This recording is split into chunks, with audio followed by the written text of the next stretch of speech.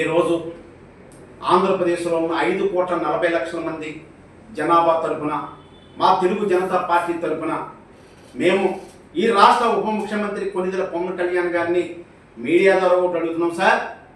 ఎందుకంటే 20 నెలల్లో దాదాపుగా 3,30,00,000 రూపాయలు అప్పులు తెచ్చేశారని మీడియాలోని పబ్లిక్లోనే అలచల్ అవుతుంది.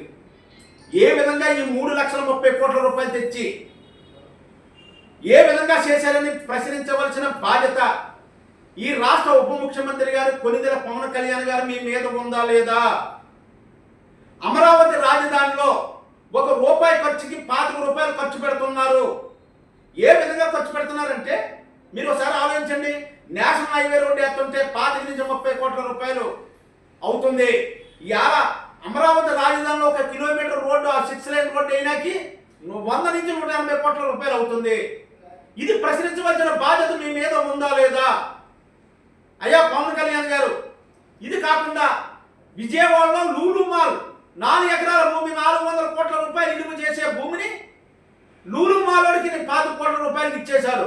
దాన్ని ప్రశ్నించవలసిన బాధ్యత మీ మీద ఉందా లేదా? అమరావతిలో రైతులు ఎంతో ఎకరం, 2 ఎకరాలు, 3 ఎకరాల రైతులు నాశనం అయిపోయారు. ఆరోగ్యంగా పోయారు, సామాజికంగా పోయారు, మానసికంగా కూడా ఎంతో అవమానానికి గురవుతున్నారు. అక్కడ వాళ్ళ మీద ప్రశ్నించవలసిన బాధ్యత మీ మీద ఉందా లేదా? ఈ 333 కోట్లను తెచ్చి ఏం చేశారని మీరు ప్రశ్నించవలసిన బాధ్యత మీ మీద ఉందా లేదా? 40 సంవత్సరాల ఇండస్ట్రీ రాష్ట్ర ముఖ్యమంత్రి నారా చంద్రబాబు నాయుడు గారు, ఆయన పెద్ద ఆయన అయిపోయారు. కొంచెం పరాకు మాటలు మాట్లాడతారని రాష్ట్రంలో ఉన్న ప్రజలందరూ అనుకుంటున్నారు.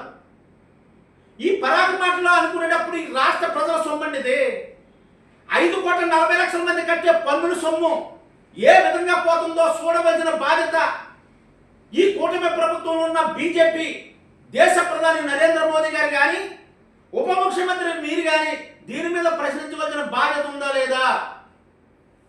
ఇంకా నారా లోకేష్ గారు అయితే రెడ్ బుక్ అని పబ్లిక్గా సోషల్ మీడియాలో వైరల్ అవుతుంది.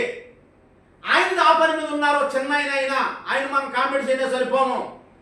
ఆయన ఏం చెప్తున్నారు? కోడళ్ళకి 5,000 కోట్ల రూపాయలు విలువ చేసే ఆస్తులు దారాదత్తం చేస్తున్నారు.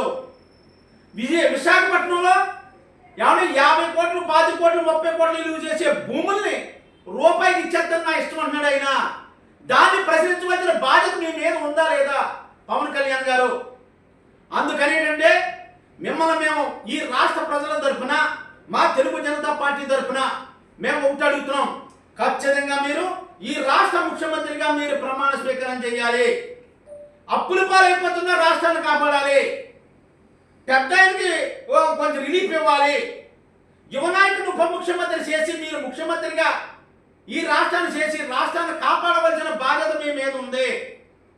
ప్రజలు కాపాడతారని వచ్చారు. మిమ్మల్ని చూసే అనేక మంది ఓట్లేసి ఈ కూటమి ప్రభుత్వాన్ని నెగ్గించారు. ఇలాంటి నెగ్గితే ఏమైపోయింది? రాష్ట్రంలో ప్రతి గ్రామంలోనూ కూడా 10 బెల్ట్ షాపులు ఉన్నాయి. ఈ మీ దృష్టికి వచ్చిందా లేదా? ఏమన్నా ఉప ముఖ్యమంత్రిగా ఉండి మీరు ఏం చేస్తున్నారు? మీరు అడగవలసిన బాధ్యత లేదా? ఏ గ్రామంలో ప్రతి గ్రామంలో 5 నుంచి 6 బెల్ట్ షాపులు ఉన్నాయి. ఏంటిది? రాష్ట్రాన్ని మందుమయం చేసేశారు. ఏమన్నా దీన్ని ఇలా పక్కనట్టి ఈ రాష్ట్రం ఏమైపోతుంది? 20 నెలల్లో 3,30,000 కోట్ల రూపాయలు ఏంటని ప్రజలు అడగకుండా కలియుగ వైకుంఠమైన వెంకటేశ్వర స్వామి 140 కోట్ల మంది ఏమన్నా దేశంలో ఉన్న హిందూ భక్తులు కదా మనోభావాలు దెబ్బతినేలాగా పంది కొవ్వు కలిసింది, ఆవు కొవ్వు కలిసింది, చేప కొవ్వు కలిసింది, పవిత్రమైపోయిందని ఇంకా దాన్ని ఆపలేదు.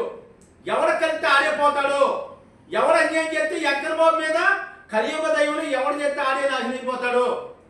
ఈ గొడవలు లేకుండా, ఈ అమరావతి గొడవలు లేకుండా, 3,30,000 గొడవ లేకుండా, రూపాయి భూమి లేకుండా, ఏమన్నా తోడేళ్ళకి లోకేష్ గారు తోడేళ్ళకి 5,000 కోట్ల రూపాయల భూమి లేకుండా, ప్రజలకు తెలియకుండా, లూలు మాలు తెలియకుండా, ఇవన్నీ చేయకుండా వెంకటబాబు లడ్డుకుంటు మీద మాత్రం ఏమన్నా దేశ అత్యున్నత న్యాయస్థానం సుప్రీంకోర్టు ఇచ్చింది, సిబిఐ ఇచ్చింది, ఏమీ లేదని దాన్ని ఇంకా దీన్ని లాక్పోతున్నారు.